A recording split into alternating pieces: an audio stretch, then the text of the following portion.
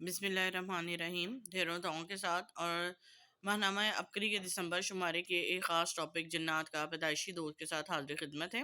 اس کو پڑھتے ہیں۔ یہ سلسلہ وار آپ بیتی اور قسط نمبر 144 یعنی کہ 144 ہے۔ ایک ایسے شخص کی آپ بیتی جو پیدائش سے لے کر اب تک اولیاء جنات کی سرپرستی میں ہیں۔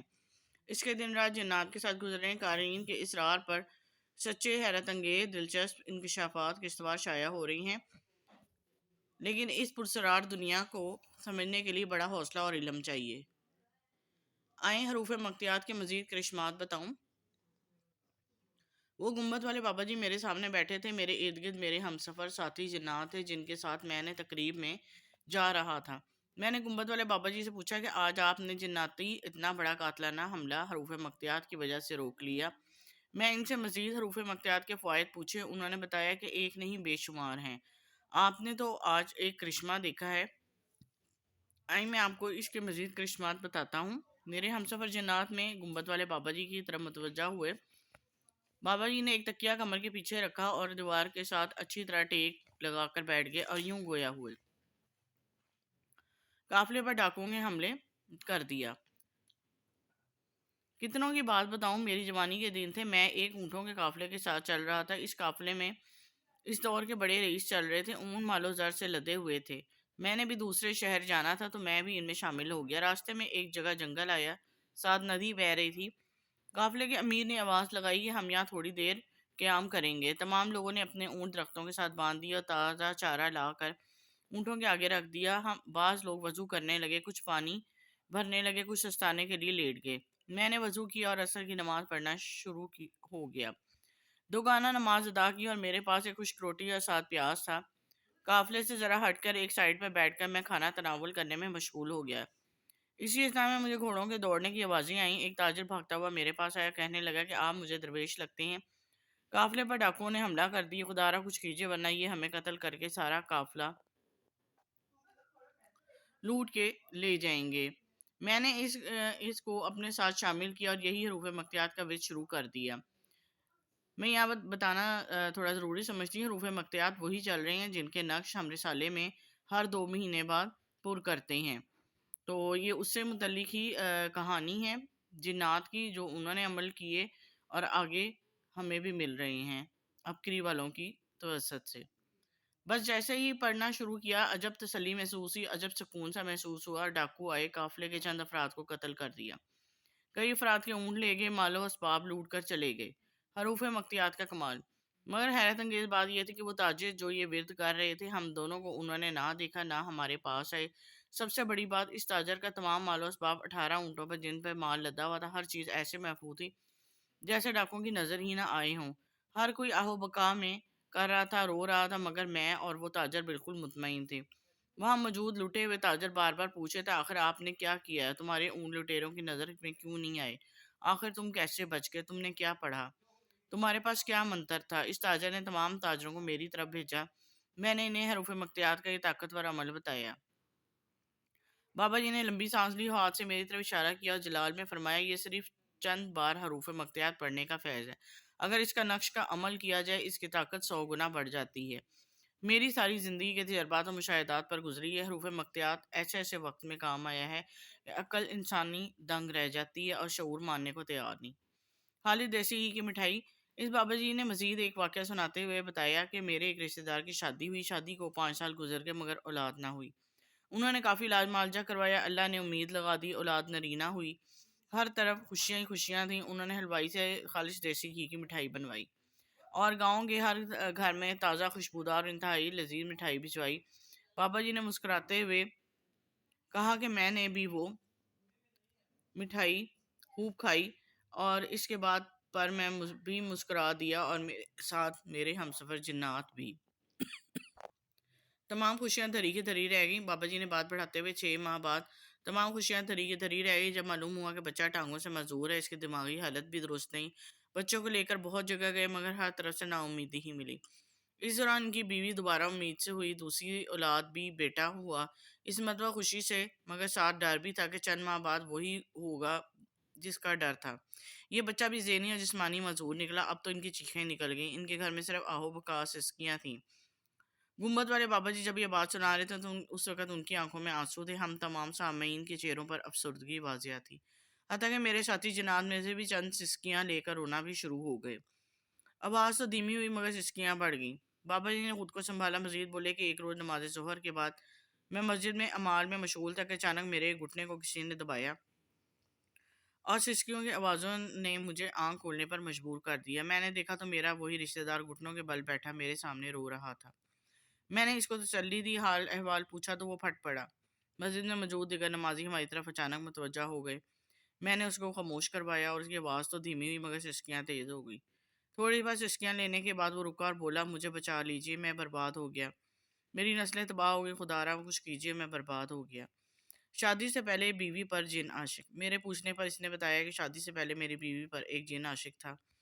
वो इसकी शादी नहीं होने दे रहा था। रूहानी इलाज के बाद मेरी शादी बमुश्किल मेरी बीवी से हुई। शादी के बाद औलाद का मसला वो काफ़ी आमलीन ने बताया कि जन्नती रुकावट है।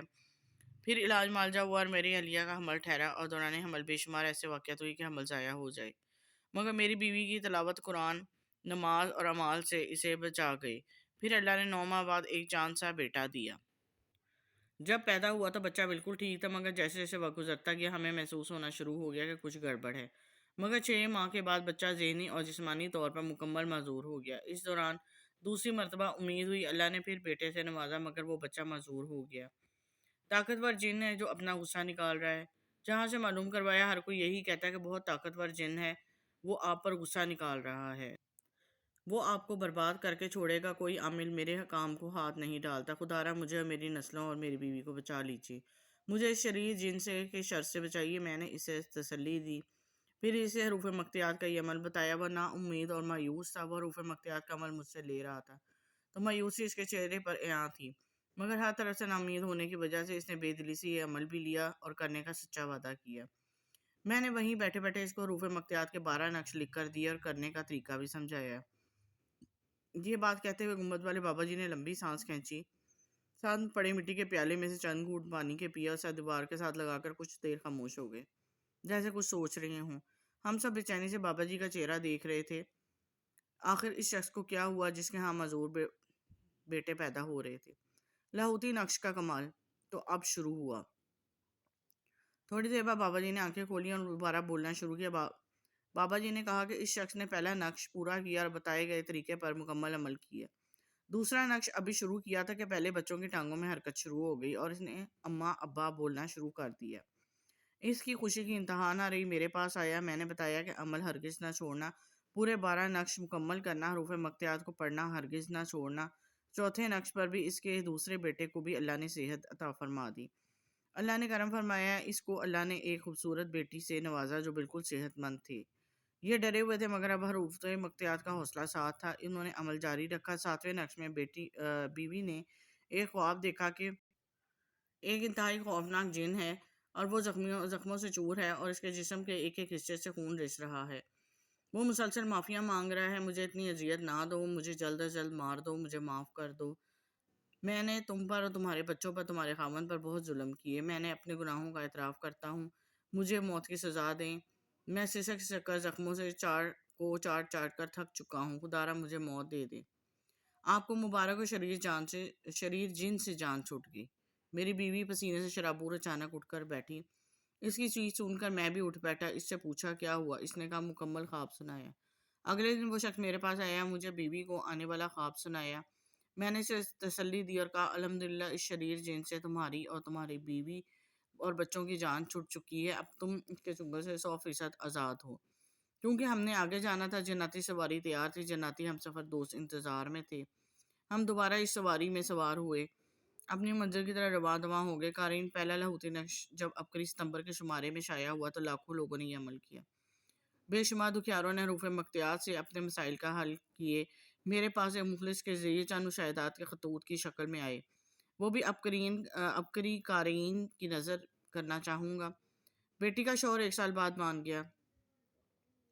मोहतरम इलामा लाहौती साहब, अस्सलाम वालेकुम। आपका मज़मून अबकरी रिसाला में बहुत शौक़ से पढ़ती हैं। इसमें मौजूद वज़ाइफ तमाम घर वाले करते हैं और बेशुमार मसाइल से छुटकारा पाते हैं, मगर एक ऐसा मसला जो गुज़श्ता 1.5 साल से حل نہیں ہو رہا۔ اب پولیس والے کے ذریعے معلوم ہوا کہ اس میں علامہ لاہوتی صحابی بابا کا عطا کردہ ہوا لاہوتی نقش آیا کر رہے ہیں۔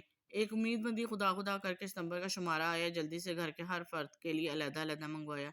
ہر شخص نے اپنا نقش پور کیا۔ میں نے بیٹی کی نیت کر کے نقش کو مکمل کیا۔ میرا مسئلہ دراصل یہ تھا کہ شادی کے 6 ماہ بعد سسرالی جھگڑوں کی وجہ سے میرا داماد میری بیٹی کو میرے گھر چھوڑ گیا۔ ہم وقفے وقفے سے اس کے پاس جاتے رہے، اس کے آگے ہاتھ جوڑے، منتیں کی، خاندان کے بڑے اکٹھے ہوئے، مگر میرے داماد نے صرف ایک ہی رٹ لگائی ہوئی تھی، میں نے اس کو نہیں رکھنا، بہت جلد میرا فیصلہ آپ کے گھر پہنچ جائے گا۔ یہ باتیں سن کر ٹانگیں کام چاہتی بیٹی کا رو رو کا برا حال ہو گیا۔ یقین کیجیے میں نے یہ نقش مکمل کیا اور 7 دن الف لام میم کی تصویر پڑھی۔ پہلے فون پر داماد نے رابطہ کیا، پھر خود گھر آیا، بیٹی سے بات کر کے چلا گیا، پھر 3 دن بعد دوبارہ آیا، علیحدہ کرائے پر گھر لیا، مجھ سے معذرت کی، آئندہ کبھی شکایت کا موقع نہ دینے کی شرط پر میری بیٹی کو اس کے گھر لے گیا۔ الفاظ لکھتے ہوئے میرے آنسو نہیں تھم رہے۔ میں اب دوسرے نقش کے انتظار میں ہوں کہ اتنی جلدی کام ہوگا، میرے تو وہم میں اور خیال میں نہیں تھا۔ اللہ تعالیٰ آپ کو جزائے خیر عطا فرمائے۔ اور یہ جو ہے جاری ہے۔ اور دوسرا لاہوتی شخص جو صفحہ نمبر 41 پہ تھا، وہ میں آپ کے ساتھ شیئر سب سے پہلے کر چکی ہوں، اور امید کرتی ہوں کہ آپ سب نے بھر بھی لیا ہوگا۔ اور یہاں جو انہوں نے نوٹ لکھا ہے وہ میں پچھلے جو تھا 2 ماہ پہلے والے رسالے میں بھی پڑھا تھا، اب بھی پڑھ دیتی ہوں۔ علامہ لاہوتی کا عطا کردہ لاہوتی نقش نمبر 2 اس شمارہ دسمبر 2021 کے صفحہ نمبر 41 پر شائع ہو چکا ہے۔ نوٹ یاد رہے، پہلا نقش ستمبر 2021 کے شمارے میں شائع ہو چکا ہے۔ کل 12 نقوش کا طاقتور عمل ہے۔ ہر 3 ماہ کے بعد ایک نقش ترتیب سے شائع کیا جائے گا۔ اگر آپ نے پہلے نقش کا عمل نہیں کیا تو آج ہی ستمبر 2021 کا شمارہ کسی بھی ایجنسی ہولڈر سے، ہوکر سے یا دفتر ماہنامہ عبقری سے طلب فرمائیں۔ اس خاص عمل میں شامل ہو کر ہر قسم کی پریشانی سے نجات پائیے تاکہ آپ تمام نقوش کی برکات لے سکیں۔ نوٹ نقش کی فوٹو کاپی ہرگز نہ کروائیے ورنہ فوائد سے محروم رہیں گے۔